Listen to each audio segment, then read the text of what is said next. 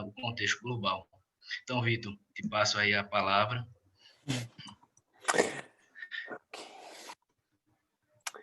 Muito obrigado. Está falando um bom português, inclusive. Vou falar português com acento de Galícia. Tá bom. Boa noite de Nova York. Muito obrigado, Dr. Aécio, Dr. Alex, Dr. André, pela gentil apresentação e a Associação Brasileira de residentes de psiquiatria por me honrar com a oportunidade de participar da sua primeira reunião oficial. Embora seja triste não estar celebrando este evento pessoalmente com todos os meus amigos brasileiros, mas espero poder finalmente visitar seu país e desfrutar não apenas de sua costa atlântica e de sua floresta sagrada, mas o mais importante, de sua amizade. Não sou o orador principal, então serei breve, pois aqui os protagonistas são todos vocês e o Dr. Botega. Eu nasci e cresci na zona rural da Galícia, uma região autônoma do noroeste de Espanha, acima de Portugal, que divide com o Brasil as águas do Oceano Atlântico. A Galícia é conhecida pela sua cultura tradicional, paisagens rurais, uma costa deslumbrante e deliciosos frutos do mar, que vou ensinar. A Galícia e Portugal têm um enorme patrimônio cultural comum, pelo menos desde os tempos do Império Romano. Na verdade, galego e português eram a mesma língua até que Portugal se tornou um reino independente. Estudei medicina e fiz residência em psiquiatria em Pamplona, uma cidade do norte da Espanha, perto da França. E no ano passado, como muitos galegos fizeram no passado por motivos econômicos, no meu caso por uma oportunidade profissional, atravessei o Oceano Atlântico e cheguei aos Estados Unidos, em agosto de 2019, para fazer o treinamento em psiquiatria da infância e adolescência. Foi uma grande mudança para mim, um homem da Galícia verde, pacífica tradicional, e acabou em uma Manhattan cinza prata, agitada e moderna. Foi uma grande mudança para mim deixar para trás a Galícia, a terra dos mais deliciosos cangarejos, para ir a Nova York, onde os panquecas e bagels me preparam de manhã para enfrentar os desafios do dia a dia da grande cidade. Jovens profissionais de saúde mental estão entusiasmados em melhorar a vida dos pacientes que encontram todos os dias e continuam lutando para se tornarem profissionais cada vez melhores. No entanto, muitas vezes eles se sentem frustrados com as barreiras estruturais que impedem o seu desenvolvimento profissional e perpetuam resultados ruins de saúde mental entre os pacientes e as desigualdades de saúde nas comunidades. No início do meu treinamento de psiquiatria na Espanha, percebi a necessidade de formar equipes com colegas para alcançar grandes objetivos. Desde então, a vida me levou a uma progressão cada vez maior para ampliar ainda mais meu escopo.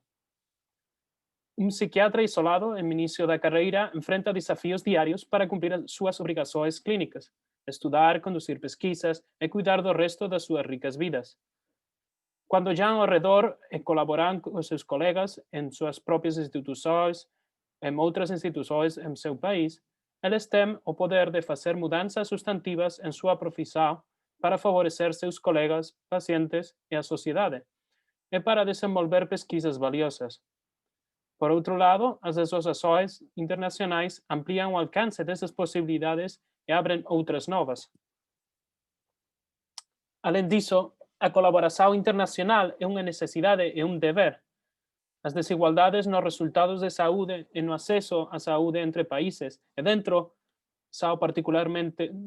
dos meus países, particularmente acentuadas na saúde mental. A pandemia COVID-19 parece apenas ter piorado isso, o que exige políticas para a saúde mental global, que compreende um conjunto de esforços para garantir uma boa saúde mental para todos, em todos os lugares. Os atuais profissionais e residentes da saúde mental no início da carreira, pertencentes à geração millennial, podem ser vistos por muitos como uma solução improvável para esses desafios. Eu argumento que nós podemos aproveitar nossa mentalidade global para contribuir para a criação de ambientes de trabalho enriquecedores e diversificados, e nossas habilidades tecnológicas para nos comunicarmos, fornecer serviços interruptos aos pacientes e promover a saúde mental por meio da mídia social. Precisamos apenas trabalhar juntos. Dedicarei agora algumas slides para mostrar a você minha trajetória em contribuir para os esforços colaborativos de jovens psiquiatras e residentes. Quando comecei a residência em psiquiatria em 2015, o meu R+, me convidou a me juntar a um pequeno grupo de estagiários de todo o país que criaria a Sociedade Espanhola de Residentes em Psiquiatria, abreviado como SERP em espanhol. Eu não tinha certeza para que seria útil, além de fazer networking com outros colegas no país. A medida que começamos a crescer rapidamente no número de membros, fomos capazes de realizar iniciativas que não apenas formaram amizades duradouras, mas também deram uma voz unificada aos residentes de psiquiatria na Espanha para defender os melhores padrões em nosso treinamento. Por exemplo, em 2018, pesquisamos estagiários a nível nacional, enviamos ao Ministério da Saúde nossa posição sobre um projeto de lei governamental para a criação de um programa de especialização em psiquiatria infantil e adolescente, que não existe na Espanha. O projeto acabou em nada, mas agora a voz dos residentes está presente nas instituições da área de psiquiatria de todo o país. Entre 2016 e 2019, ambos também fomos enviados pela SERP como delegados nacionais da Federação Europeia de Residentes de Psiquiatria, IFPT, uma organização guarda-chuva para organizações nacionais, representando cerca de 15.000 residentes de quase todos os países da Europa. O FPT não apenas realiza fóruns anuais para reunir delegados nacionais e chegar a acordos sobre declarações e recomendações para melhorar a formação psiquiátrica na Europa. Ao longo do ano, é também um marco de pesquisa internacional, advocacy, defesa dos direitos dos pacientes, defesa dos direitos dos residentes, e também é uma plataforma para a formação continuada dos residentes, dos trainees, valorizando a diversidade dos países representados. Na FPT, eu presidi o grupo de trabalho MENTA. MENTA significa manutenção e estabelecimento de associações nacionais de trainees. Nosso grupo de trabalho estava encarregado principalmente de ajudar colegas de países ainda não representados na federação a construir as suas próprias associações e se juntar a nós. Uma vez que enchemos quase todo o continente europeu com associações nacionais e o mundo é muito mais vasto, sentimos que seria importante estabelecer quadros de colaboração entre estagiários europeus e não europeus. Lançamos o prêmio IFBT Menta Overseas, que em 3 edições, até o momento, conseguiu trazer para nossos fóruns estagiários de outras regiões do mundo, com preferência para colegas de países de baixa e média renda. Esta experiência no exterior foi um ponto de virada para os premiados, para a IFPT e para mim, e nos colocou em um cenário global. Ficamos muito satisfeitos por ter o André como premiado no ano passado e a Ezio e Alex este ano. Sei que este programa foi fundamental para o estabelecimento da sua associação e a sua conexão com os colegas de todo o mundo. Espero que o Brasil seja um ponto de partida na disseminação do movimento associativo na América Latina. Eu vos animo a participar no prêmio o próximo ano. Esperançosamente podemos ter uma federação latino-americana de trainees de psiquiatria em breve, com a vossa ajuda.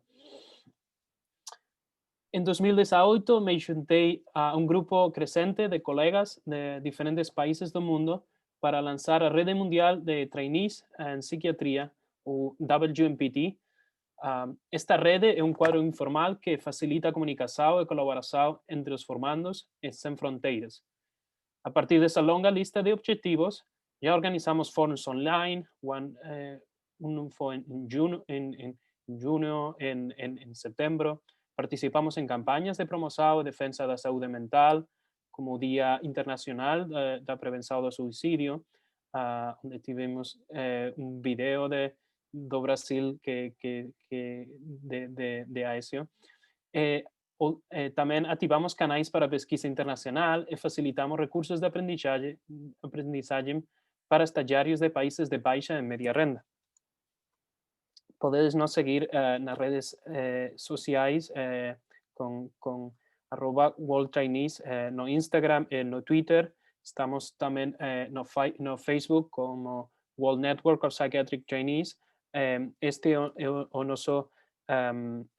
O nuestro enredo para vos unir a WMPT.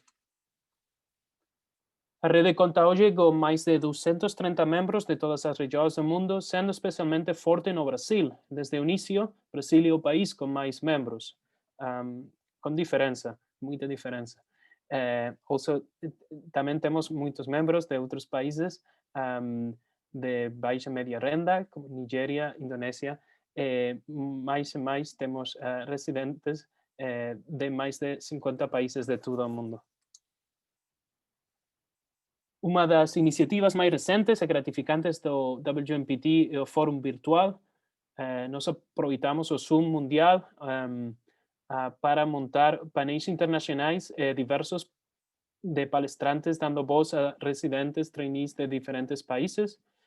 Nosso primeiro fórum, realizado em junho, trouxe para o cenário global o problema do racismo sistêmico, em resposta ao interesse internacional gerado pelo movimento em curso por justiça para vítimas negras do racismo nos Estados Unidos. Nosso segundo fórum apresentou em setembro a experiência de saúde mental global ao vivo de um colega treinando no Chifre da África. Meu amigo Ezio me ajudou muito na organização e divulgação dessas atividades. Espero que pronto podamos ter uma atividade na que apresentemos a experiência do Brasil ao resto do mundo. Em conclusão, os residentes podem aproveitar nosso potencial para construir colaborações sem fronteiras com colegas e apoiar nosso desenvolvimento profissional, defender colegas e pacientes e conduzir pesquisas internacionais nas áreas de psiquiatria global, saúde mental. Para nós, como seres humanos, o bom relacionamento interpessoal com pessoas diversas não é apenas uma necessidade, mas também um presente. Espero que esta apresentação tenha inspirado você a continuar valorizando, aproveitando e fomentando ainda mais este aspecto do nosso trabalho e da nossa formação como trainees. Muito obrigado pela atenção. Realmente espero oro para que você fique seguro nestes dias. Estou ansioso para conhecê-los face a face no Brasil. Muito obrigado.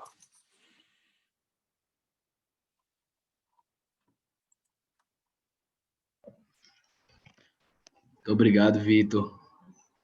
Nós que te agradecemos a gentileza de ter feito essa aula em português, né? Sei que foi a primeira vez que você fez uma aula em português. Sim, é verdade. Demandou muito esforço, com certeza. E a gentileza disso dar todo o suporte que nós precisamos. A fundação da BRP, também a ajuda internacional que você tem promovido por todos nós. Aqui presentes podem, quando quiserem, procurar o professor Vitor, o doutor Vitor, que ele tem muito a colaborar, é uma pessoa humilde, gentil e que realmente quer ajudar-nos, né? Então, eu te agradeço de coração, em nome da BRP, por todo o suporte que você tem nos dado. Obrigado a você.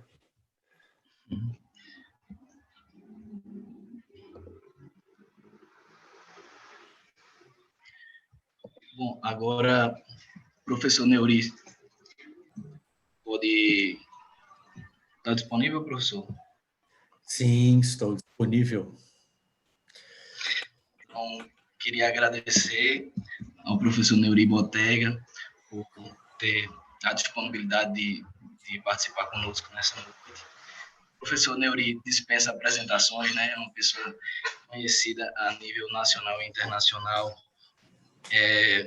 graduado e professor pela Universidade Unicap, onde também realizou seu doutorado, sua residência médica e pós-doutorado na Universidade de Londres, e um dos maiores especialistas, eu diria até do mundo, em suicídio. Hoje ele nos brinda com também foi um dos nomes mais citados, mais pedidos para que fizesse essa inauguração, né, do primeiro evento da ABRP. Então, professor, passo a palavra para o senhor. Muito obrigado novamente pela disponibilidade. Bem, boa noite a todos. Para mim é uma honra estar nesse evento da Associação Brasileira de Residentes de Psiquiatria. E eu vou falar sobre a minha experiência em prevenção de suicídio e me dedicando a transmitir para vocês, inicialmente, uma visão mundial de como está atualmente o suicídio, em termos de grandeza, em termos de estatísticas. Em seguida, eu abordo o que eu entendo por crise suicida e uma avaliação sistematizada do risco de suicídio. Finalmente, algumas considerações sobre manejo. Eu vou procurar falar em 45 minutos, no máximo, para restarem 15 minutos para que possamos dialogar. Está bem?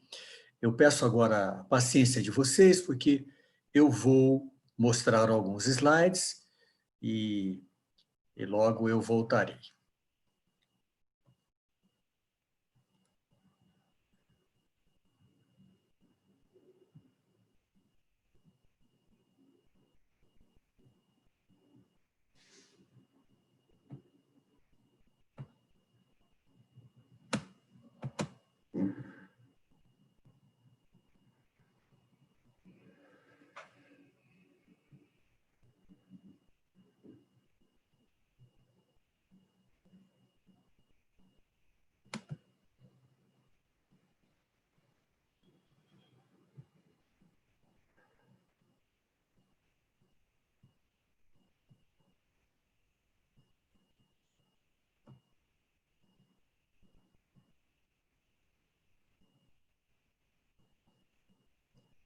Deve ter havido algum problema, eu vou tentar de novo.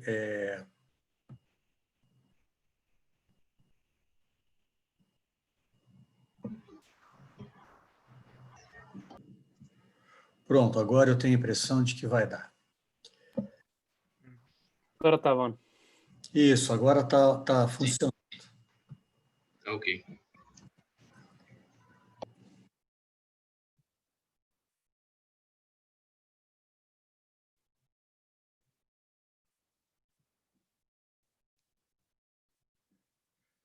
Bem, a primeira consideração é que as taxas de suicídio nos últimos 20 anos estão decrescendo em países onde antigamente nós víamos os números crescerem mais e mais. Isso é uma boa notícia. Se eu estivesse aqui há 20 anos atrás, eu poderia dizer a vocês que as taxas não paravam de crescer em muitos países. Atualmente, países como Rússia, Coreia do Sul, Japão, Índia, China, viram as taxas de suicídio diminuírem 30%. E por que isso aconteceu? Por várias razões. Um país como a China era uma exceção mundial, pois lá as mulheres se matavam mais do que os homens. Uma exceção mundial.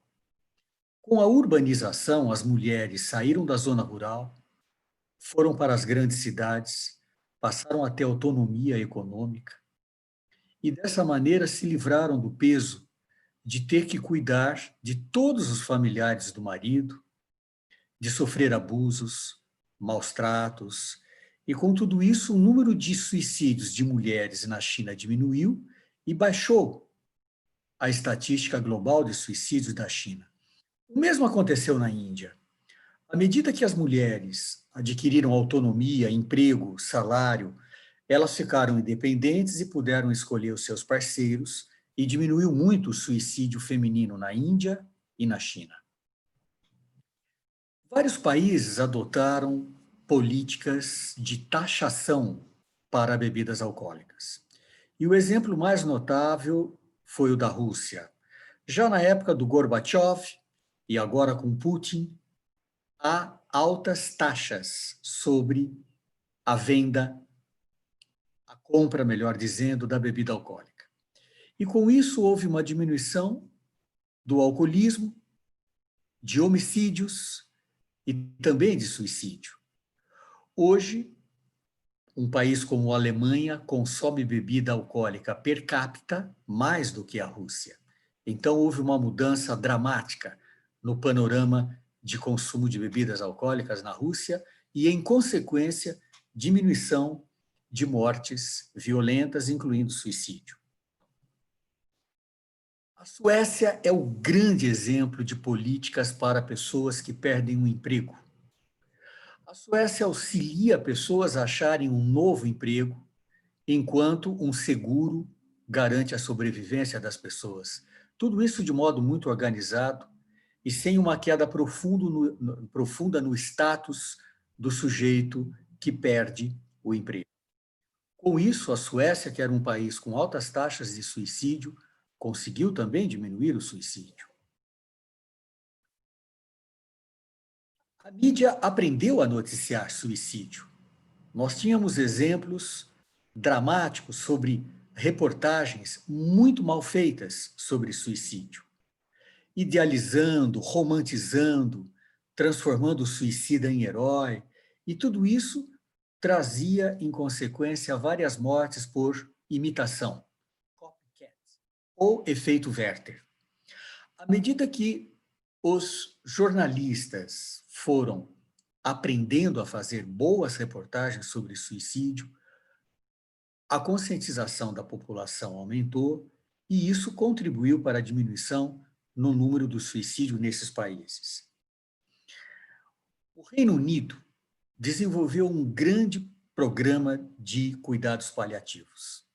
E com isso o suicídio de idosos diminuiu muito. Alguns países adotaram políticas de desarmamento. E quando nós tiramos as armas das mãos da população, não só os homicídios decaem, mas também os suicídios. Curiosamente, nos Estados Unidos, os estados onde há um maior número de armas de fogo per capita são os estados onde os índices de suicídio são mais elevados. Então, campanhas de desarmamento resultam também em diminuição de suicídio. Em todos esses países, de um modo geral, houve uma melhoria no acesso a serviços de saúde. E essa é uma regra geral.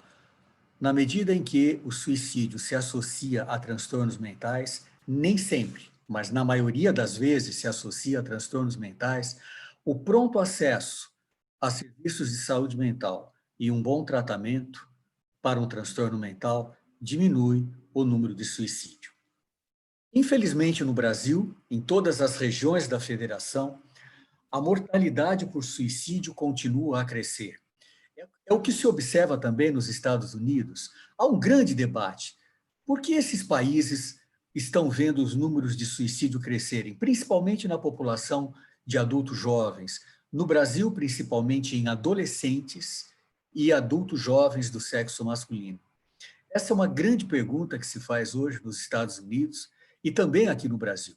Por que nesses dois países os números continuam a crescer, indo ao contrário da direção observada na maioria dos países? Um estudo muito interessante feito pela Universidade Paulista, Unifesp, mostrou que em 6 capitais brasileiras, nos últimos anos, o número de suicídio de jovens entre 10 e 19 anos cresceu 24%. E nós estamos falando em taxa, portanto, isso não diz respeito ao aumento populacional. Esse aumento de 24% é no coeficiente de mortalidade. Dessa maneira, mesmo nesses grandes centros, onde o sistema de verificação de óbitos era de boa qualidade, né? Porque em certas regiões do Brasil, o suicídio aumenta porque a notificação de óbitos está melhorando na qualidade. Mas nesses 6 centros urbanos do Brasil, sempre o sistema de verificação de óbitos foi de boa qualidade, considerado de boa qualidade pela OMS, e nós temos esse aumento do suicídio de jovens. Então, esse assunto é muito importante discutirmos, porque, infelizmente, o Brasil, ao contrário da maioria dos países do hemisfério norte, e mesmo países da Ásia, do hemisfério sul, o Brasil vê o número de suicídio aumentar. Vamos para a segunda parte da minha exposição. Nós podemos falar em um risco crônico de suicídio.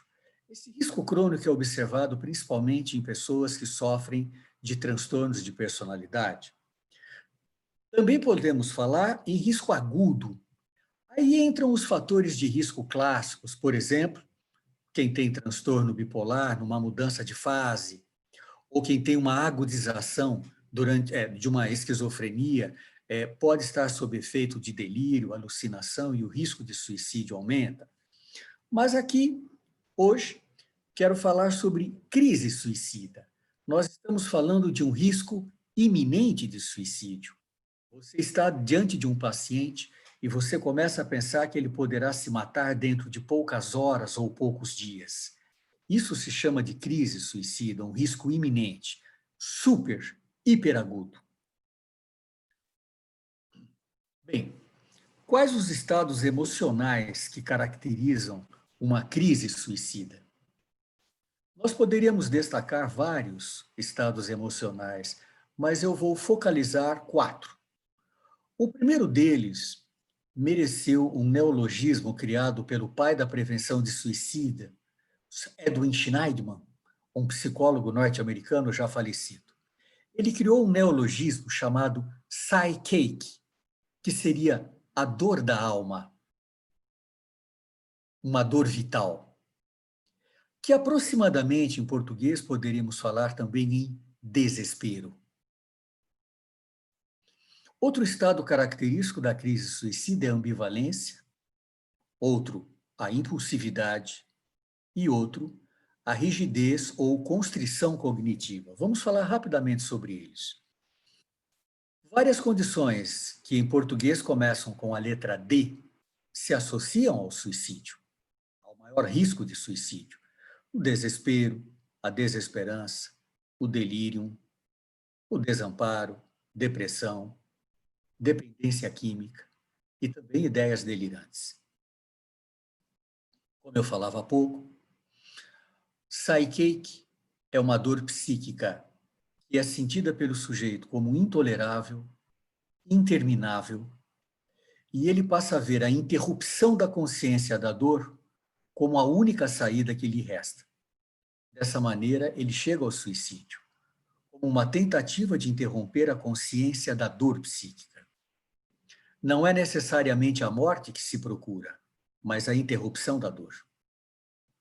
Se houvesse uma alternativa para interromper a dor psíquica, provavelmente a pessoa não se mataria.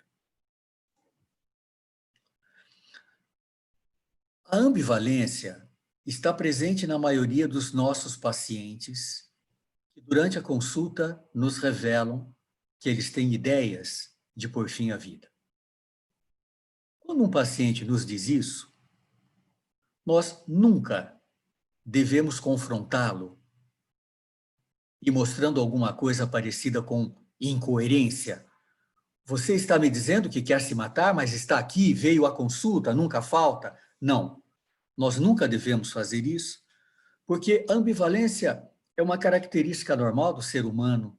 Todos nós temos ambivalência. Nós não podemos confundir ambivalência com incoerência. Nós não podemos nós não devemos usar a ambivalência do paciente contra o paciente. Nós devemos manter o silêncio e pensar, que bom, ele tem uma ambivalência. Isso me permite resgatá-lo, isso me permite ajudá-lo. A impulsividade é um tremendo problema, principalmente em pessoas que sofrem de patologias que aumentam a impulsividade, como o transtorno borderline, como a ciclagem rápida do transtorno bipolar, mas também em adolescentes. Os adolescentes, eles tropeçam, esbarram em móveis, quebram coisas. Da mesma maneira, o psiquismo de um adolescente não está maduro, está se formando. O adolescente não tem um sistema de pesos e contrapesos para lidar com a impulsividade. Então, o suicídio impulsivo é muito comum no adolescente. Lição de casa: nunca devemos desafiar um adolescente chamando-o de covarde, dizendo que ele não tem coragem de se matar. Nunca, nunca. Porque ele poderá tentar o suicídio para validar a sua dor e para nos mostrar que ele estava de fato sofrendo. Então, a impulsividade do adolescente é um sério problema, que se agrava se ele usa drogas, se ele começa a beber bebidas alcoólicas exageradamente. A Inglaterra tinha muitas mortes por hepatite tóxica, devido à ingestão de um excesso de paracetamol. O paracetamol na Inglaterra era de venda livre, em frascos com 60 comprimidos. Os adolescentes abriam e viravam. Pesquisas epidemiológicas mostraram isso, e o secretário da Saúde britânico mudou a embalagem do paracetamol. O paracetamol ainda é de venda livre, não precisa uma prescrição na Inglaterra, mas agora ele vem em blisters, com poucos comprimidos, o que obriga um adolescente a contar 1, 2, 3, 4. Com isso, o número de tentativas de suicídio que redundaram em hepatite tóxica e morte diminuiu muito na Inglaterra. Bem, como dizíamos há pouco, na crise suicida, a pessoa começa a sentir que ela não tem saída, a visão fica estreitada, e um exemplo de rigidez ou constrição cognitiva é o pensamento dicotômico. Por exemplo, ou ela volta para mim, ou ela volta a viver comigo, ou eu me mato. Isso tipicamente é um pensamento dicotômico, e muitas pessoas que têm risco de suicídio, elas precisam fazer uma psicoterapia para serem mais flexíveis, para tentarem resolver, solucionar problemas por outros caminhos e não de uma maneira tão drástica, tão dicotômica, ou sim ou não. Tá certo? Bem,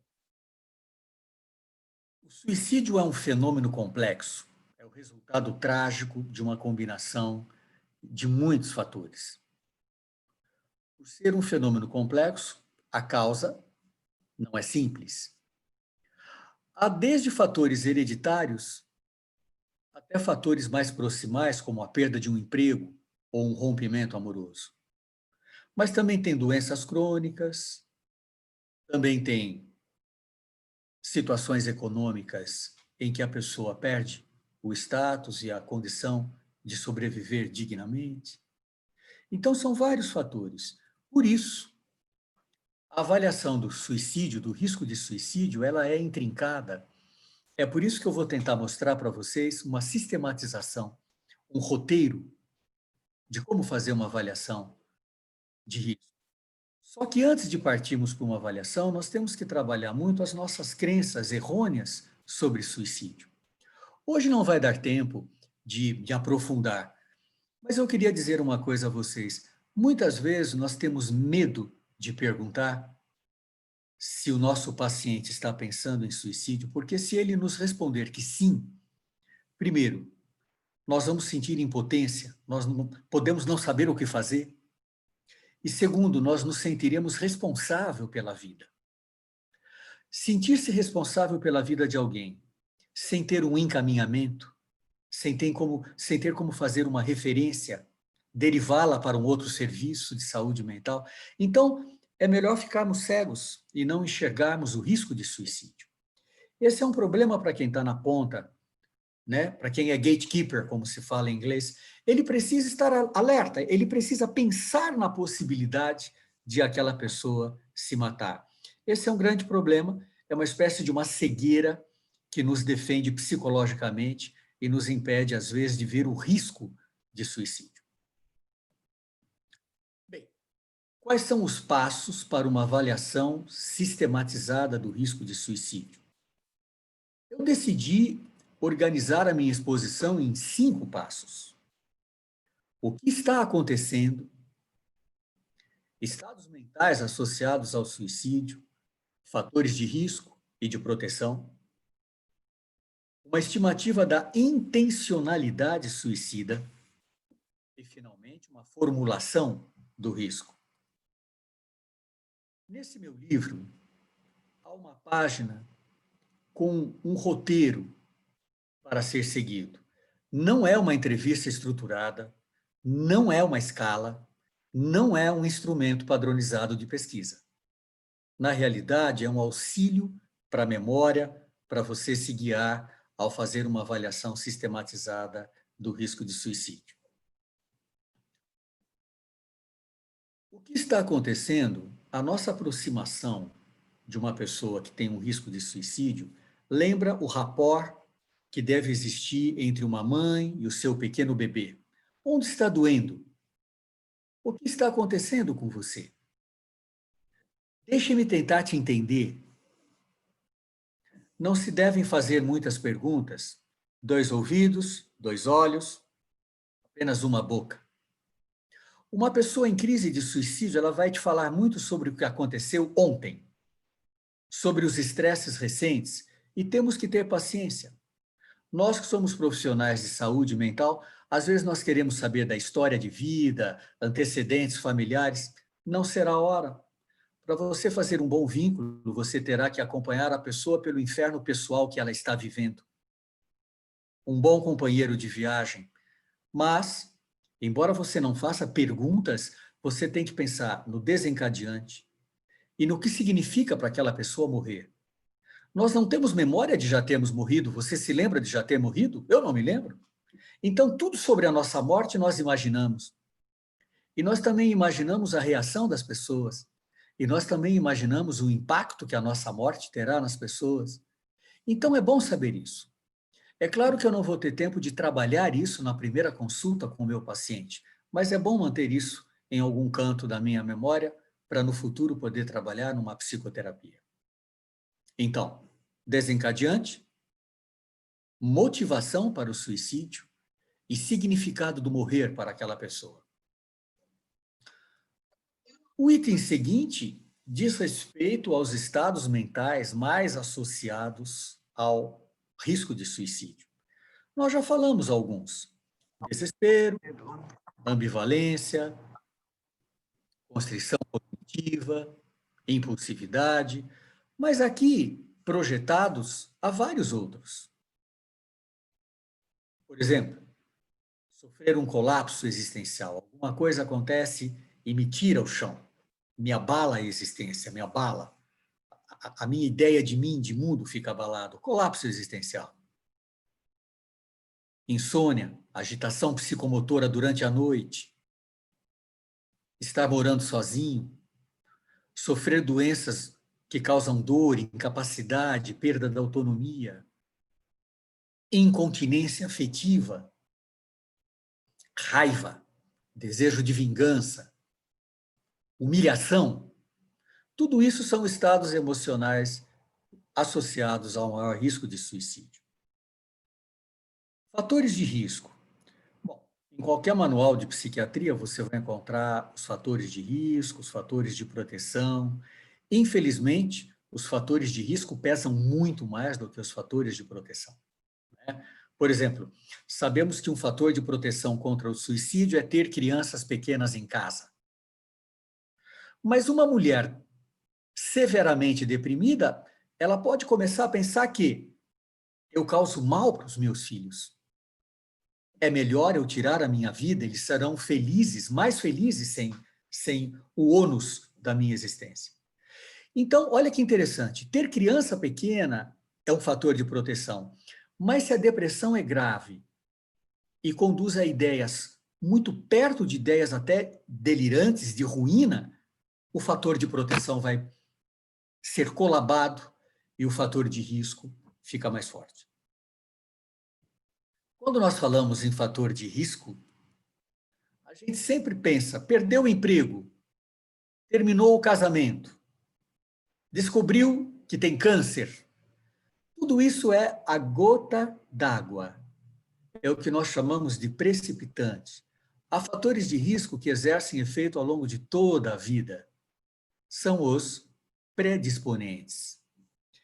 Entre alguns dos principais predisponentes, ter transtorno psiquiátrico, mas já ter tentado suicídio previamente. Parece óbvio, mas nós temos que nos aprofundar no óbvio. O principal fator de risco para o suicídio é um histórico de tentativa de suicídio. Pelo menos por duas razões. Porque os fatores que levaram a uma primeira tentativa de suicídio podem continuar vigentes. E segunda maneira de compreender isso, depois que uma pessoa tentou o suicídio, ela passou uma barragem, ela foi além de uma fronteira, ela já se dessensibilizou. E uma tentativa de suicídio, ainda que rapidamente, provoca mudanças no ambiente, no entorno. Então, uma segunda, uma terceira tentativa de suicídio costumam ser frequentes numa boa parcela das pessoas que tentam o suicídio pela primeira vez. Histórico de suicídio na família, pela genética e pela maior identificação psicológica. Estou com 65 anos, meu pai se matou quando ele tinha 65, eu vou problematizar a questão de continuar a viver ou morrer. Eu tenho uma forte fonte de identificação, o meu pai, o meu avô, o meu tio, o meu amigo. Né? Bem, o que está acontecendo? Estado mental, fatores de risco, e vamos agora à seção de ouro da avaliação do risco de suicídio, que é estabelecermos qual é o grau de intenção que aquela pessoa tem de se matar. Agora, nesse momento, eu gostaria de fazer um alerta. Avaliar risco de suicídio não é uma espécie de loteria para tentar saber quem vai se matar. Ao contrário, é uma maneira de eu priorizar as minhas ações. Então, nunca pense em avaliação de risco como um exercício para se saber quem vai acabar se matando. Bom, vamos lá. Todos nós, em algum momento da vida, temos ideias de morte. Enquanto nós somos jovens, nós pensamos menos na morte. Quando a gente vai envelhecendo, e principalmente quando perde um amigo próximo da nossa idade, quando a gente perde pai, mãe, parentes próximos, a gente começa a pensar na morte. Mas quando a gente pensa na morte, a gente afasta esse pensamento, a gente fala, deixa eu parar de pensar nisso, deixa eu viver, deixa eu continuar o meu caminho. Há pessoas que pensam o tempo todo na morte. E nós não consideramos essas pessoas muito normais. A ideia de suicídio pode passar na minha cabeça, mas quando eu me dou conta de que eu estou pensando em suicídio, eu penso, deixa eu parar de pensar nisso, deixa eu afastar essa ideia. Porque a ideia de suicídio, ela é egodistônica. Quando a ideia de suicídio passa a ser egocintônica, quando ela me acalma, quando eu passo a dialogar com a ideia, o risco aumenta. Se eu for para a internet e começar a procurar métodos de suicídio, o risco aumenta mais ainda. Se eu começar a tomar providências, porque eu vou me matar, providências para o período que antecede a minha morte e providências para o período que vai suceder a minha morte, então o risco aumenta muito. Como, por exemplo, escrever cartas, escrever uma mensagem, né? Doar os pertences para um amigo. Esse é um trabalho muito interessante feito nos Estados Unidos. Ele é um estudo muito valioso porque ele é um follow-up e não é retrospectivo. Ele acompanhou perto de 6.500 adolescentes entre 13 e 18 anos. E esse estudo estudou quanto tempo demora para um jovem que está pensando em suicídio fazer uma tentativa de suicídio. E qual porcentagem faz isso? O estudo também avaliou quanto tempo demora para um jovem que está planejando o suicídio, tentar o suicídio, e que porcentagem faz isso. Então, eu queria que vocês observassem o que eu estou focalizando. Aqui é o tempo que demora para um jovem que está planejando suicídio fazer uma tentativa de suicídio. Olha que interessante. Ao final de um ano, veja na linha horizontal, por favor, ao final de um ano, pouco mais do que 50% dos jovens que estavam planejando tentaram o suicídio. Então, é muito importante, na nossa avaliação sistematizada, perguntar sobre planos. E como é que eu chego lá? Procure considerar 3 grupos de perguntas. O primeiro grupo, você vai perguntar sobre ideias de morte. Veja, você nem vai usar o termo suicídio. Você vai perguntar sobre ideias de deixar de viver, de não valer a pena viver, ideias de morrer. No segundo grupo de perguntas, você vai querer saber qual é o grau de controle que a pessoa tem sobre essas ideias de morte. E no terceiro grupo de perguntas, você vai perguntar sobre plano, detalhamento do plano. Não se trata de uma curiosidade mórbida, isso é uma necessidade semiológica. Porque se você não fizer isso, você não terá condições de fazer uma boa estimativa de qual é o grau de intenção letal do seu paciente. Uma pergunta muito geral poderia ser: olha, fulano, você me disse que tem passado por muitos momentos de desespero, que você tem sofrido muito. Você chegou a pensar, isso pode acontecer com algumas pessoas, você chegou a pensar que a vida não valia a pena? Se eu obtiver um sim de resposta, como são esses pensamentos? Você chegou a pensar em tirar a própria vida? Vamos então para o segundo grupo de perguntas. Esses pensamentos persistem ou são passageiros? Você tenta afastá-los, consegue afastá-los, eles te assustam? Você encontra razões para continuar vivendo? E o terceiro grupo de perguntas: como você se mataria? Você se informou a respeito? Você tem armas em casa? Você tem medicamentos? Você tem venenos em casa? Ah, você já tomou providências porque você está decidido a se matar? Então, veja bem, esses 3 grupos de perguntas são imprescindíveis para você fazer uma boa avaliação de risco. O problema é que muitos profissionais de saúde mental, quando ouvem o paciente dizer a palavra suicídio, eles falam: não pense nisso, você é tão jovem, você tem um futuro pela frente. E não fazem essa exploração semiológica. E não conseguem estabelecer o grau, o nível de risco de suicídio. Tá certo?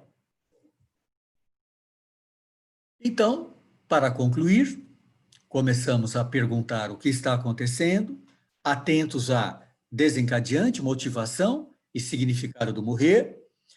Depois, nós repassamos todos os estados associados a maior risco de suicídio, falamos sobre fatores de risco, fazemos uma avaliação do nível, do grau de intenção letal e, finalmente, temos que redigir uma formulação de risco.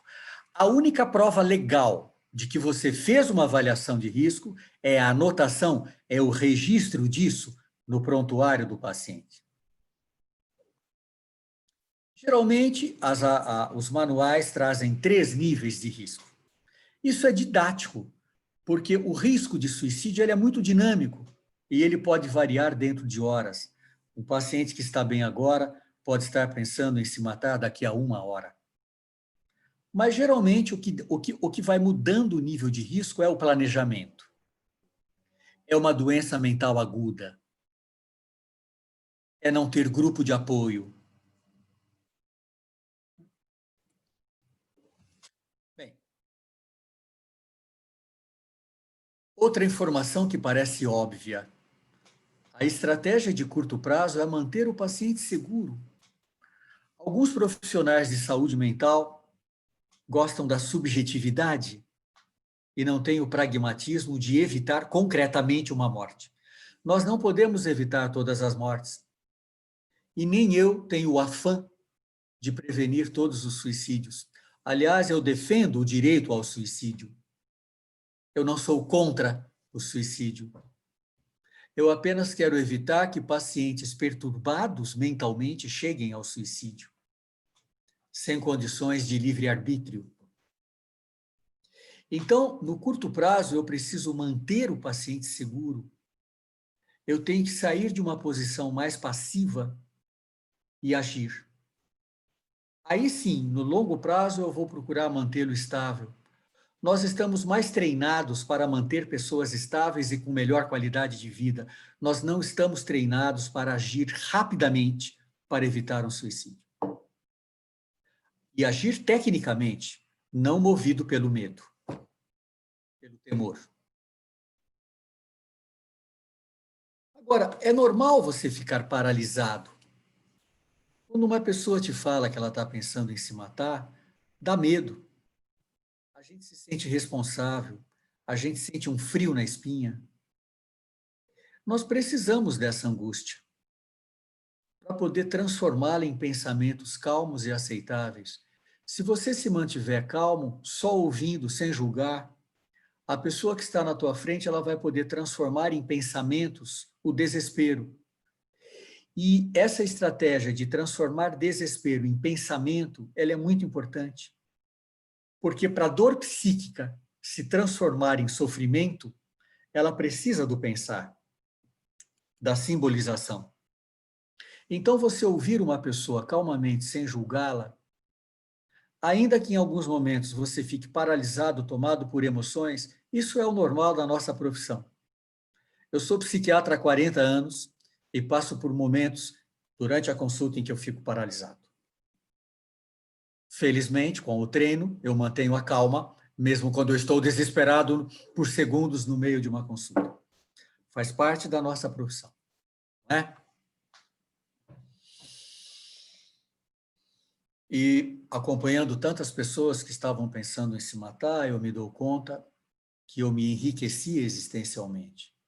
Então, algumas pessoas me perguntam, nossa, como é que você foi se interessar por prevenção de suicídio? E eu respondo, olha, eu não me interesso por suicídio, eu me interesso a respeito de como o ser humano enfrenta suas dores. E o suicídio é o desabamento existencial, é não suportar a dor da existência, né? Então, falar sobre suicídio é falar sobre vida, não tem nada de mórbido no que estamos fazendo e nas perguntas que temos que fazer para os nossos pacientes. Eu considero que eu também poderia estar naquele estado, eventualmente, um dia. Bem, sentir-se responsável pela vida do paciente é isso que nos bloqueia muito e nos impede de lidar com o perigo. Nenhum terapeuta acuado pelo medo conseguirá ajudar uma pessoa em risco de suicídio. Você não pode ficar acuado pelo medo nunca. Acuado pelo medo, você não ama uma pessoa. Acuado pelo medo, você não ajuda uma pessoa. Você não será sincero com uma pessoa. Não é? Você é responsável pelo tratamento. É claro que se o seu paciente está mentalmente perturbado, e se ele se matar e você não tomou nenhuma providência, você vai ser penalizado pela família, pela justiça, mas, a rigor, o maior responsável pela vida é quem detém aquela vida. Eu procuro falar isso para os meus pacientes. Eu falo para eles, você pode contar muito comigo, mas o principal responsável pela tua vida é você.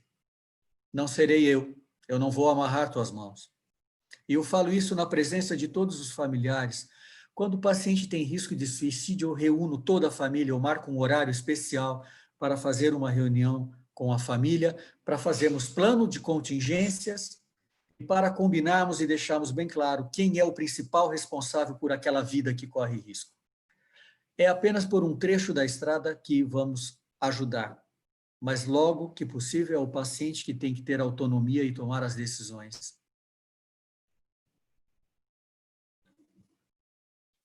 Esta é a mensagem que nós devemos repetir para a família e nos repetir. Não se trata de lavar as mãos, como Pôncio Pilatos, mas se trata de você declarar a sua limitação diante de um paciente que vai ficar grande parte do tempo sozinho, se ele não for internado numa instituição psiquiátrica, certo?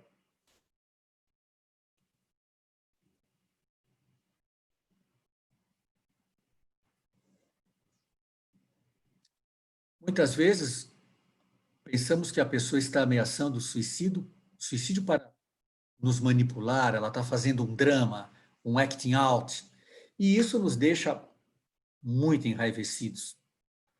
Nós sempre temos que pensar que esse é um componente, pode ser um componente do comportamento, mas não é a totalidade do comportamento. Se eu for dizer em termos bem rápidos e levianos, histéricas também se matam. Tá certo? Então, o drama, o teatro, é um componente do comportamento. O risco de suicídio pode estar ali, mesmo numa pessoa dramática. Certo? Bem, finalmente, para ajudar uma pessoa com risco de suicídio, você precisa se conhecer. Dependendo da fase da tua vida, dependendo de como está a tua cabeça, você é mais paternal com seus pacientes. Você decide, você cuida de tudo, porque você quer minimizar o grau de incerteza. Numa época em que você está mais tranquilo, mais confiante, nenhum amigo seu se matou, você quer dar mais liberdade, mais autonomia, você quer promover a autonomia, você aceita algum risco. Provavelmente nós, latinos, e nós aqui no Brasil, nós aceitamos mais trabalhar com algum risco. Eu estou observando que o Victor me ouve. Victor, espero que você me entenda, pelo menos 70%. É possível? 99. Oh, grande. Intento falar despacito e muito claro. Está bem. Entendo tudo. Graças por tudo. Então, é muito importante a gente fazer essa diferença entre ser paternal demais e promover demais a autonomia. Eu interrompi para falar com o Victor, porque Victor é latino e está nos Estados Unidos. Eu tenho muitos pacientes brasileiros nos Estados Unidos que, se eles falam para o psiquiatra, estou pensando em me matar, eles vão direto para uma instituição psiquiátrica, para uma internação. Eles são admitidos numa internação. Por quê? O psiquiatra norte-americano, ele não quer correr risco. Ele pode ser sued, ele pode ser processado. É muito complicado lá. Aqui no Brasil, até por não termos boas condições para internar pessoas em risco de suicídio, porque às vezes quem está em risco não é um psicótico. É uma pessoa que vive um drama. Como que eu vou mandá-la para um hospital psiquiátrico? Eu vou piorar o drama. Então, eu diria que nós, latinos, corremos mais risco. Anglo-saxônicos encaminham mais rapidamente para uma internação. Tá certo? Uma regra geral. Então, é muito importante que você conheça os seus vieses. É muito importante que você faça uma psicoterapia para se conhecer melhor. Quando você estiver atendendo uma pessoa com risco de suicídio, nunca fique sozinho, nunca. Peça ajuda para a família dela, para amigos, para um colega teu, para o psicoterapeuta. Faça uma pequena rede de apoio. Discuta com colegas. Organize uma pequena reunião clínica. Faça uma supervisão. Não fique sozinho com o risco de suicídio. Isso não é bom para a tua saúde. E isso não é bom para esse sentimento de onipotência que, às vezes, secretamente nós nutrimos. Tá bem? Obrigado pela atenção. Acho que podemos trocar ideias com algumas perguntas. Muito obrigado. Eu vou parar, vou sair dos slides agora.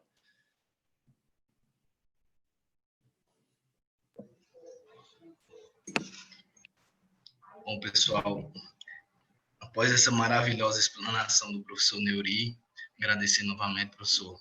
Muito, muito boa aula. Pena que nós não podemos ficar mais tempo, né, para roubar um pouco do conhecimento do senhor. A gente abre agora para as perguntas. Surjam dúvidas, podem escrever ou ligar o microfone e falar.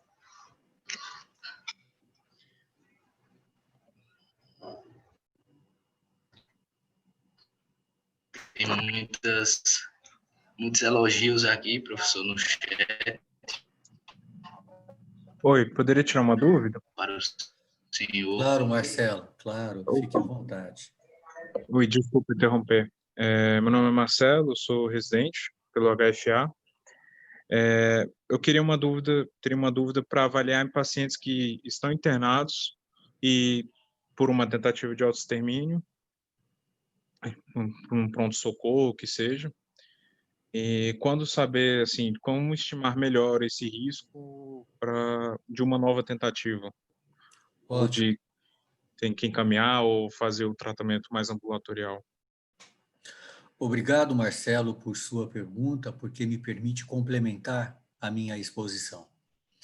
É muito frequente atendermos uma pessoa que já tentou o suicídio e ela está na sala de emergência, ela está no pronto-socorro. Há algumas características da própria tentativa de suicídio associadas a uma maior intencionalidade suicida. Essas características formam uma famosa escala, que é a escala de Beck, de intencionalidade suicida. O Beck, que é o pai do cognitivismo, trabalhou muito com suicídio. Aliás, é do Beck a constatação que a desesperança está mais fortemente associada a um futuro suicídio do que o próprio humor depressivo.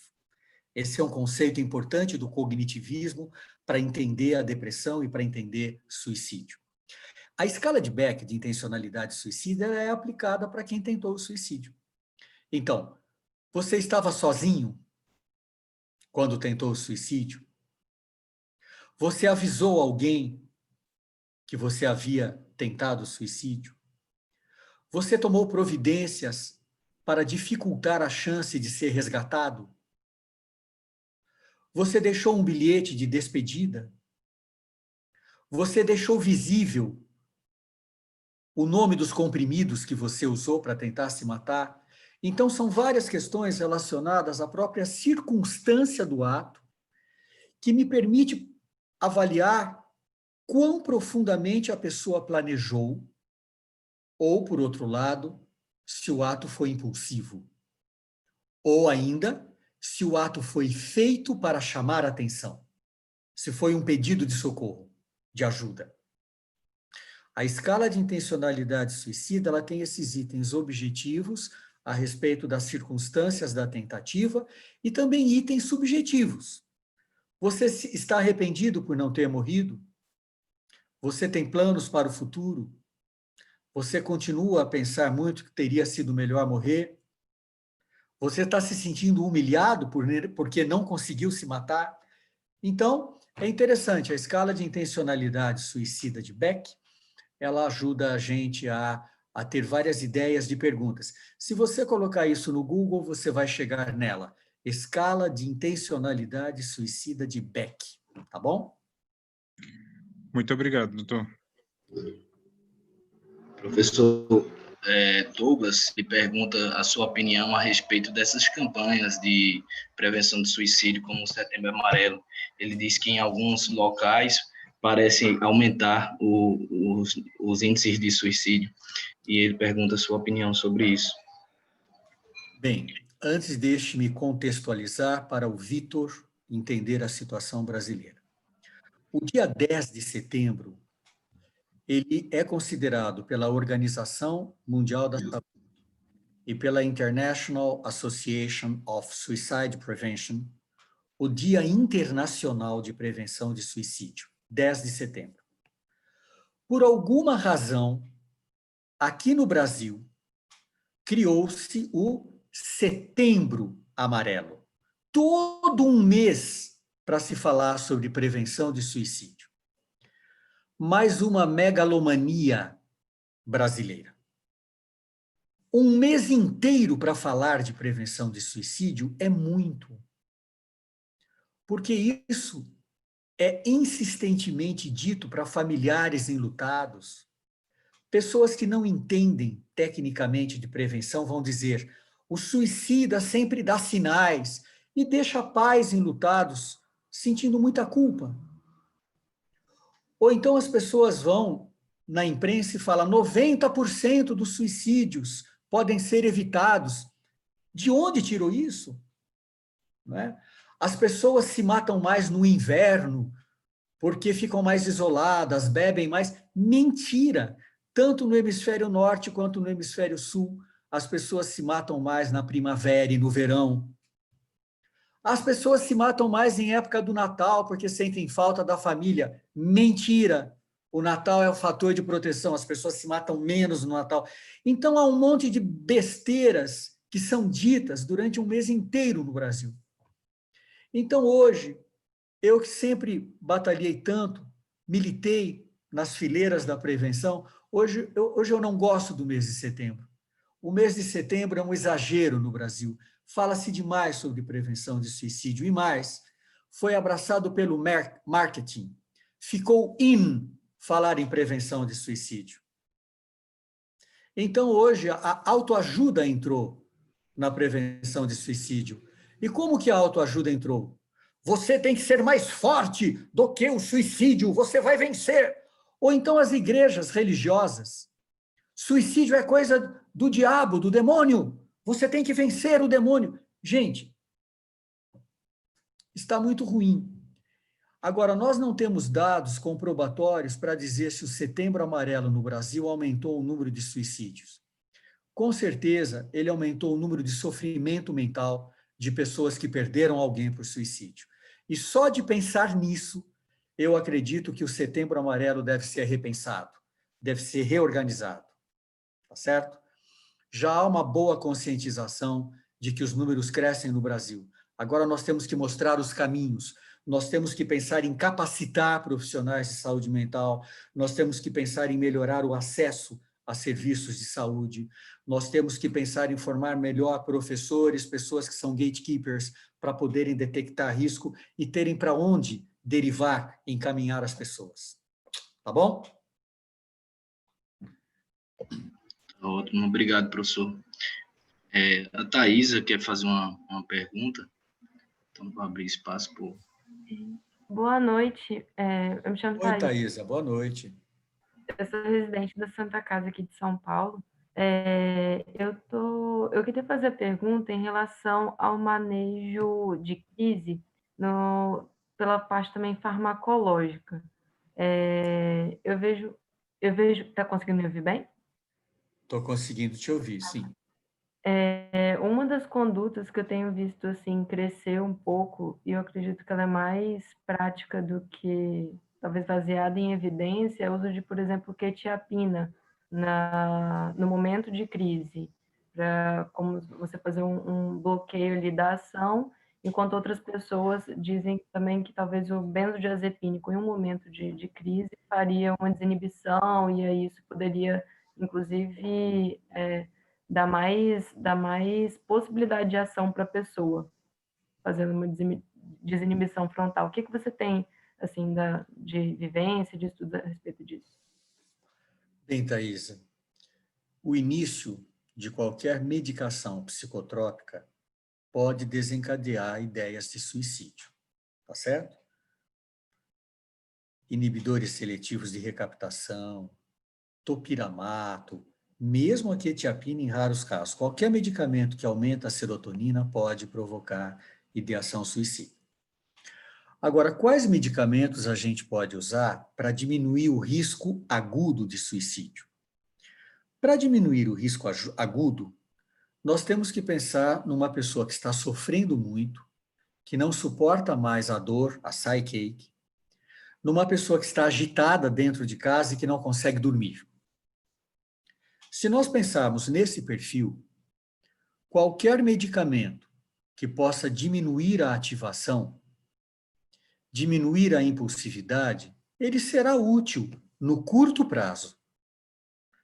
Lembrando apenas que esses medicamentos não devem ficar nas mãos do paciente. Eles devem ficar nas mãos de um familiar, de um amigo, de um responsável. Então, agudamente, é até bom usarmos neurolépticos ou antipsicóticos para diminuir a impulsividade e a ativação.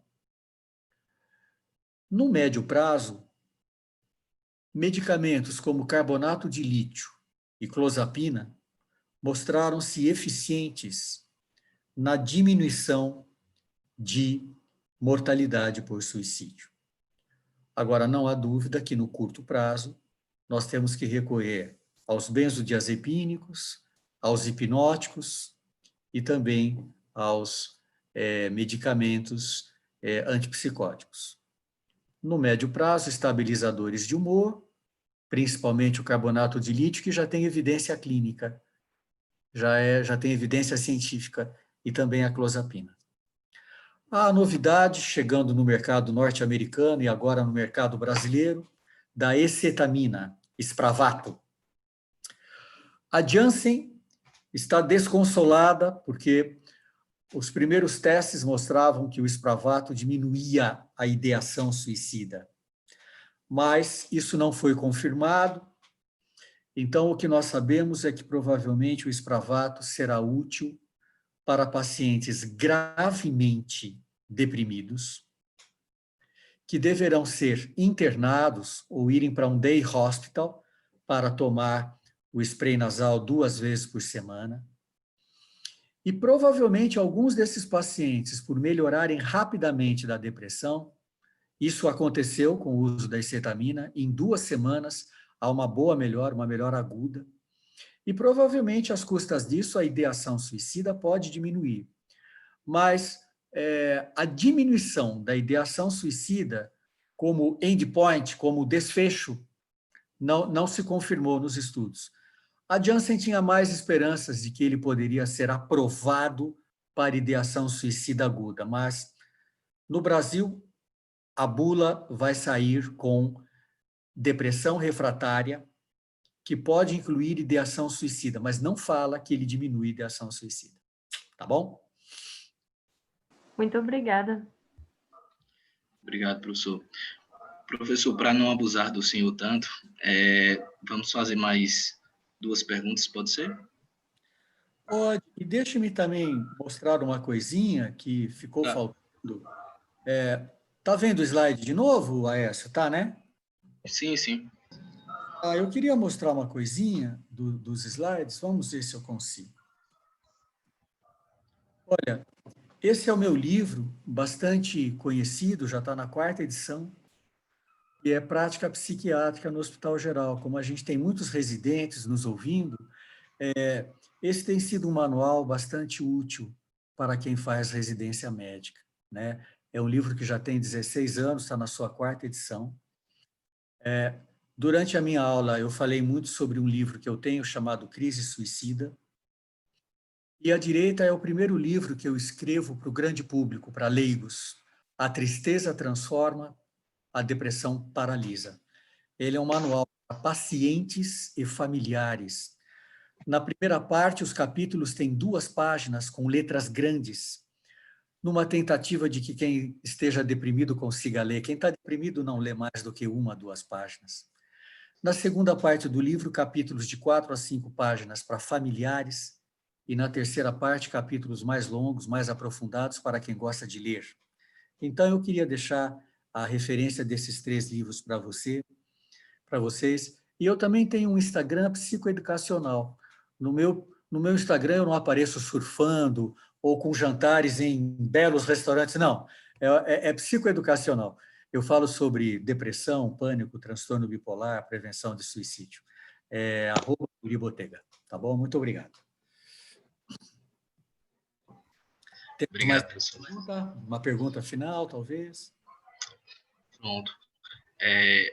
Então, uma pergunta que está aqui na ordem é para o senhor falar um pouco entre a relação de automutilação e tentativas de suicídio. Automutilação nos dias de hoje, principalmente cutting, virou linguagem. Quando eu tinha a idade de vocês, os meus professores falavam que eram outsiders da sociedade. Diziam que quem tem tatuagem, quem se corta, é borderline. Hoje mudou. Hoje, pré-adolescentes de 12 anos começam a se cortar nos punhos, na coxa, na barriga. Então, hoje, a automutilação virou linguagem. Me too, eu estou sofrendo. Prestem atenção. Eu tenho uma família disfuncional e eu estou sofrendo. Eu não encontro caminho para lidar com a minha dor. Então, eu vou me automutilar, mudar a natureza da minha dor. Essa também é uma dificuldade dos adolescentes hoje poderem elaborar dor psíquica em sofrimento. Pensar. Nós temos uma geração mais imediatista e com uma resiliência menor para suportar dor psíquica. Então, a automutilação é um fenômeno mundial. Os jovens muitas vezes tiram uma foto e colocam no blog, colocam nas redes sociais dizendo eu estou sofrendo. É por isso que eu digo que virou linguagem. Automutilação hoje não é mais sinal de que a pessoa é borderline ou será borderline. Agora, a automutilação abre o caminho para tentativas de suicídio? Sim. Nós já temos bons estudos epidemiológicos mostrando que o risco de suicídio é maior entre pessoas com histórico de automutilação e cutting. Então, nós temos que olhar com toda a atenção, porque um adolescente ou um pré-adolescente que está se agredindo, que está se machucando, ele está diminuindo a sensibilidade dele frente a atos autoagressivos. Era isso que fazia a baleia azul, o Blue Whale, não é? Ia dessensibilizando o adolescente para riscos e dores cada vez maiores, até que ele chegava ao suicídio. Então, a baleia azul apenas intensificou esse fenômeno que pode ocorrer. Pessoas que se automutilam hoje têm maior risco de suicídio no futuro? A resposta é sim, tem. Automutilação é um evento sentinela, é um sinal de alarme de que aquele adolescente precisa de apoio emocional, precisa passar por uma avaliação. Tá bem? Bem, acho que chegamos, né, Aécio, ao nosso ponto de nos... Né? Verdade, professor, para não abusar tanto do senhor, porque perguntas não faltam para o senhor. Te agradecer novamente, professor, pela disponibilidade, por ter tirado esse tempo para conversar conosco, ajudar a nossa associação, né, de residentes, cujo intuito é esse, levar exponentes da psiquiatria para todos os locais do nosso país. Nós sabemos que a dificuldade de acesso existe mesmo em algumas residências, né? Por exemplo, existem programas que têm profissionais de um renome maior do que outros, têm uma estrutura maior do que outros, e muitas vezes os residentes se sentem defasados em algumas áreas. Diante disso, foi uma solicitação de muitos colegas, o nome do senhor, inclusive, e esse tema, e a gente agradece muito pela disponibilidade do senhor. Eu também agradeço o convite, eu agradeço a atenção de todos vocês e faço votos para que a Associação Brasileira de Residências de Psiquiatria, bem como a Associação Mundial, tenham um belo futuro, são associações muito importantes. Que bom que vocês as criaram, estão deixando-as cada vez mais fortes, tá bem? Boa noite. Tchau, Aécio. Tchau, Vitor. Muito obrigado. Uma boa noite a todos vocês. Tchau, tchau. Lembrando a todos os colegas e também ao professor e a doutor Vitor, se quiser continuar conosco. Agora nós teremos uma breve explanação do nosso colega Alex sobre a nossa associação, como nós fundamentamos e como nós... Alex. Uhum.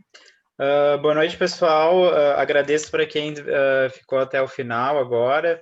Sei que o pessoal já deve estar cansado, então eu vou ser bem breve, porque explicar de onde que a BRP nasceu e quais que são os nossos objetivos, e quem tiver interesse de participar também. Vou compartilhar, então, aqui a apresentação. E iniciar aqui. Então, estão vendo a minha tela? Sim. Tá. Estamos sim. Isso. Então, a BRP, esse é o nosso logotipo, é um logotipo que transmite bastante a ideia que nós temos de integrar o país, que é o principal objetivo, na verdade, da BRP. E como o Brasil é um país muito grande, né, como o Vitor vinha falando, da Europa, e que o nosso objetivo também dentro da América Latina, só o Brasil já tem uma grande quantidade de programas de residência e residentes de psiquiatria como vários países da Europa. Então, e claro, territorialmente o nosso país é bastante vasto.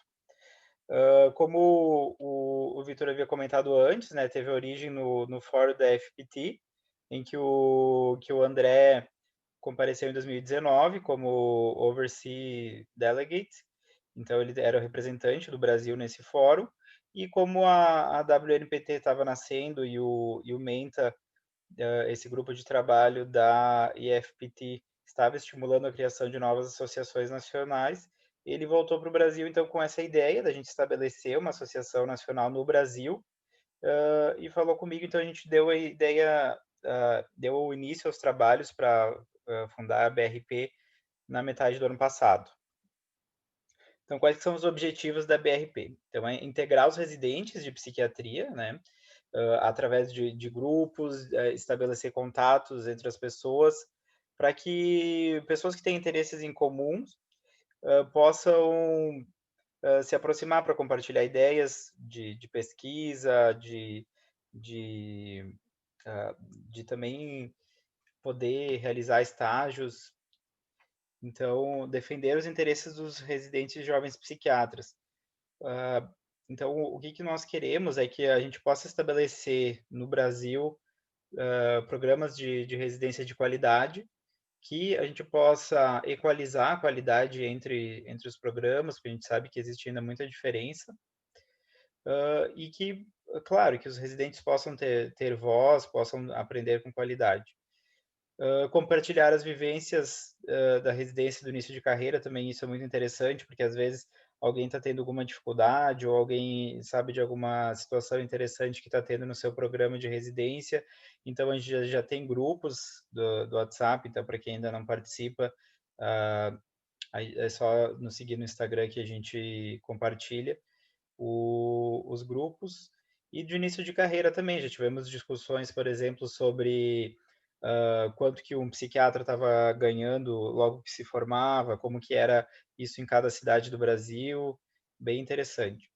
Defender a formação de excelência na psiquiatria, então nós acreditamos que a residência médica é a única formação que deveria existir na psiquiatria, como é em qualquer lugar do mundo.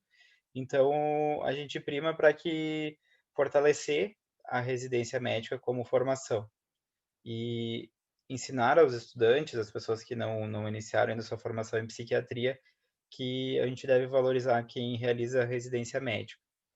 E também desenvolver parcerias para pesquisas, né, como eu estava falando, poder desenvolver ensaios multicêntricos, alguém que tem algum interesse em fazer alguma pesquisa específica, algum mestrado, algum doutorado, poder encontrar colegas que tenham interesses nisso, ou encontrar professores, orientadores. Viabilizar eventos científicos e cursos regulares, então esse é o nosso primeiro evento científico. Fico bastante feliz em poder apresentar a BRP para vocês depois de uma aula tão magnífica como a do Dr. Neuri, e que essas aulas vão ser regulares, realmente. Nós já teremos no próximo mês uma aula com o Dr. Eli Chenot, então já estamos convidando, vai ser dia 7 de dezembro, para todos que quiserem participar, e a partir do ano que vem a gente vai começar a lançar os cursos regulares da BRP, com temas específicos. Um dos nossos objetivos também é mapear e avaliar os programas de residência médica.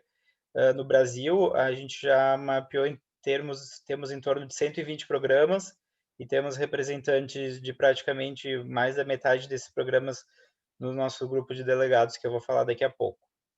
Além disso, a gente também tem como objetivo fomentar o intercâmbio entre as instituições nacionais e internacionais. Ou seja, na Europa, né, o Vitor até pode falar melhor sobre isso, que é muito comum a pessoa fazer uma parte da sua formação em outro país, na residência de psiquiatria, até porque a formação lá costuma ser mais longa do que no Brasil. Então, o que a gente quer é facilitar isso, aproximar as pessoas de outros programas no país e também agora em parceria com a FPT, com a WNPT, que é a Associação Mundial, que está sendo fortalecida e criada agora, também poder estabelecer essa possibilidade de intercâmbios internacionais para outros países, para a pessoa também fazer um optativo, uma parte da sua formação. Estimular a liderança na psiquiatria, então a gente quer que da BRP nasça os futuros líderes das principais associações do Brasil, de psiquiatria, sendo associações específicas de ensino, ou até a Associação Nacional. E divulgar informações para a população sobre a formação do médico, ou seja, a gente quer trabalhar também com a psicoeducação, trabalhar para que a população possa ter acesso a um atendimento psiquiátrico de qualidade e que as pessoas saibam com quem que elas estão se tratando. Então, um dos objetivos é divulgar a residência médica em psiquiatria.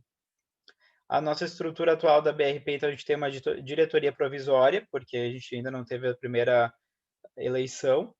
Nós temos os coordenadores gerais, então eu e o André, os coordenadores regionais, então temos Norte, Sul, Sudeste, Nordeste e Centro-Oeste, e a gente está querendo expandir isso, para que a gente possa talvez subdividir em sub-áreas, realmente pelo tamanho do país, tendo diretoria científica, mídias sociais, divulgação, secretário e tesoureiro. Então, o que nós temos agora de estrutura da BRP, a BR Play é a nossa mídia, tanto para eventos quanto para cursos. A gente já está começando a criar nosso canal no YouTube também, para que algumas aulas possam ser disponibilizadas por lá. E esse evento então, que a gente realizou hoje foi realizado pela comissão da BR Play. Então, quem tiver interesse de participar também. A nossa assembleia de delegados, então os delegados são um representante para cada programa de residência médica que a gente tem no Brasil, nesse momento.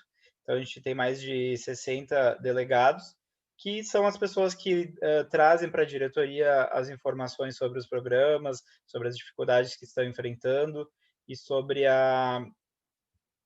também levam para os seus colegas as informações que a gente está divulgando.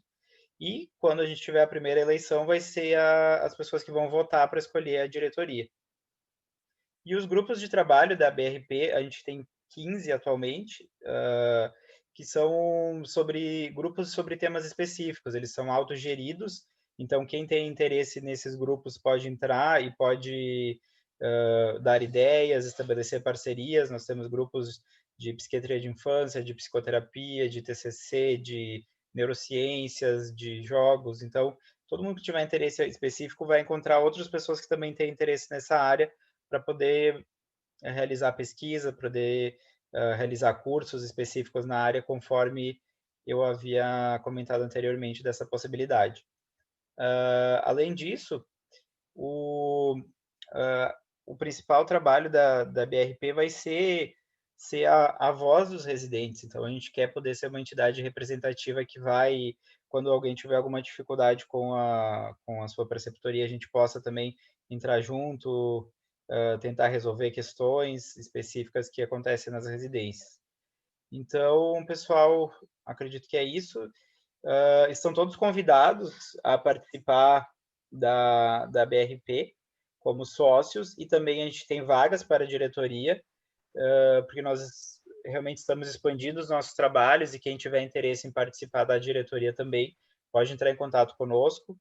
Eu acredito que vai ser muito importante, porque a gente quer expandir, e como a gente vai ter muitas atividades, a gente vai precisar de bastante pessoas interessadas. Esse é o nosso Instagram, o ABR Psiquiatria. A gente costuma divulgar, também compartilhar sobre os eventos, outros temas interessantes, outros Instagrams também da área da psiquiatria. É só vocês nos seguirem lá. Esse é o nosso e-mail. E esse é o QR Code, então, para quem conseguir acessar, do principal grupo de WhatsApp dos residentes. Tá? Então, todo mundo que quiser pode entrar nesse grupo e também participar das discussões. Então, eu vou encerrar aqui a minha apresentação. A princípio, seria isso.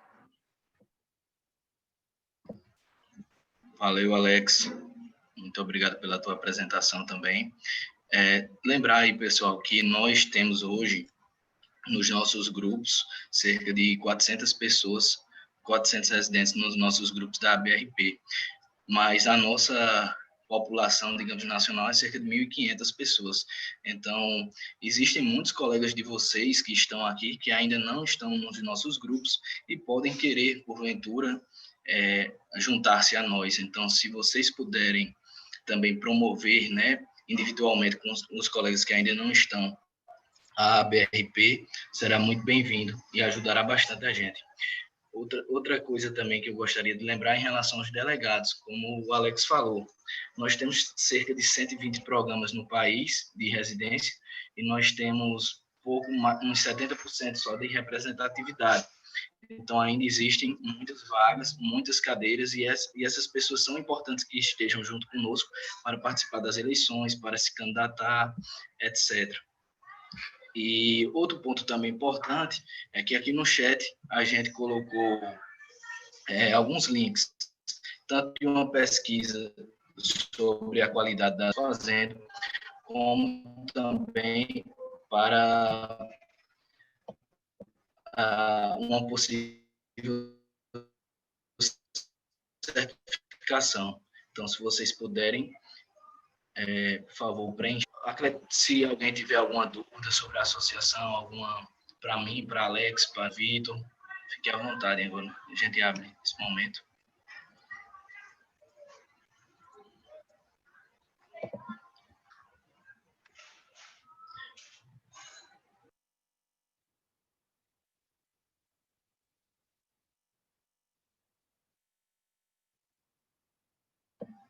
Acho que o pessoal está cansado também, né? Então vamos... Querem dormir. Então vamos encerrar por aqui. Queria agradecer, Alex, de novo por tua apresentação, por nos representar tão bem hoje.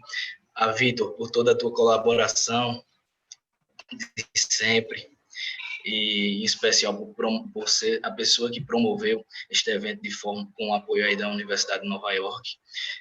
Ao professor Neuri, que não está mais presente, mas faço juiz ao nome, foi uma excelente explanação, uma excelente aula, né? E convidar todos vocês para seguir nos nossos também, já de antemão, a próxima aula do professor Eli sobre psicopatologia, que acontecerá no próximo mês.